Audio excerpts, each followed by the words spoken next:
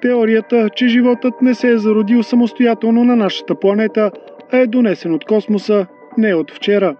Тази теория се нарича панспермия и предполага, че семената на живота се пренасят от една планета на друга и при подходящи условия от тях се заражда живот на планетата. Според някои това става случайно посредством микроорганизми, пътуващи на метеорити, комети и космически прах, а според други става съвсем целенасочено в специални капсули, направени и изпратени от извънземна цивилизация. Идеята произхожда от съчиненията на древногръцкият философ Анаксагор. Според него животът е възникнал от семе, което съществува винаги и навсякъде. В съвременна форма тази идея е развита от Херман фон Хелмхолц през 1879 г. и популяризирана от шведският химик Сванте Арениус.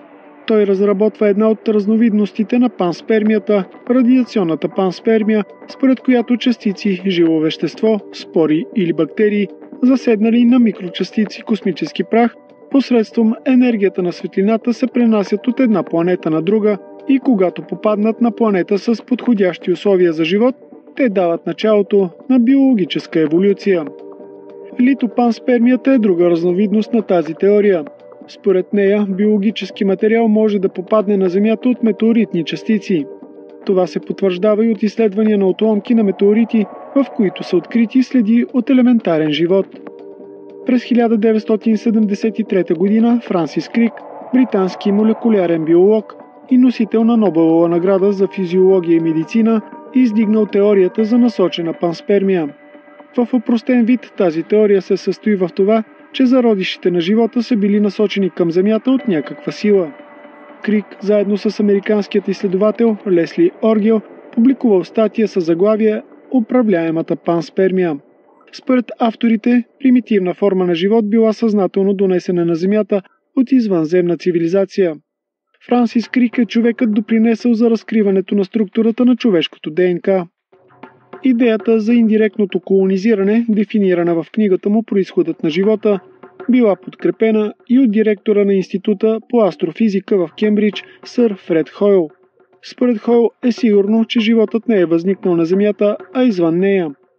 Ученият добавя, че осеменяването на планетата от космоса с патогенни зародиши и спори на живот е станало преди 4 милиарда години, когато принуденият да се премести в друга точка на Вселената направляващ разум се е опитал да се възстанови парче по парче, изхождайки от съвсем малки частици ДНК и от материалите, които е имал на разположение.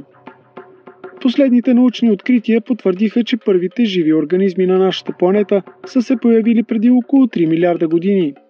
Но през 2015 година учени намериха следи от биотичен материал в скали на възраст 4 милиарда и 100 милиона години, когато Земята е била на възраст едва 400 милиона години. Експериментите, проведени от екипажа на Международната космическа станция, доказаха, че част от земните микроорганизми могат да оцелеят за продължителен период от време в откритият космос. По-рано се смяташе, че радиацията и промените в температурите убиват всичко живо. В лаборатория космическите образци били сравнени с земните. Оказало се, че на орбита съществуват тъй наречените екстремни бактерии. Подобни има и на Земята, живеещи в екстремални условия, като горещи източници на големи дълбочини, вулканични езера и в ледовете на полюсите. Астробиолога професор Милтън Уайнрайт от университета в Шефилд, Великобритания, твърди, че екипът му е открил в стратосферата на Земята нещо уникално. В пробите, донесени от една от сондите от височина около 27 км, било открито микроскопично метално топче, в състава на което влизали титан, ванадий и примеси от неизвестни на науката метали.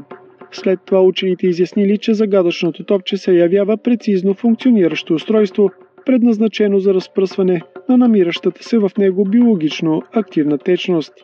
Британците я кръстили ДНК слуз.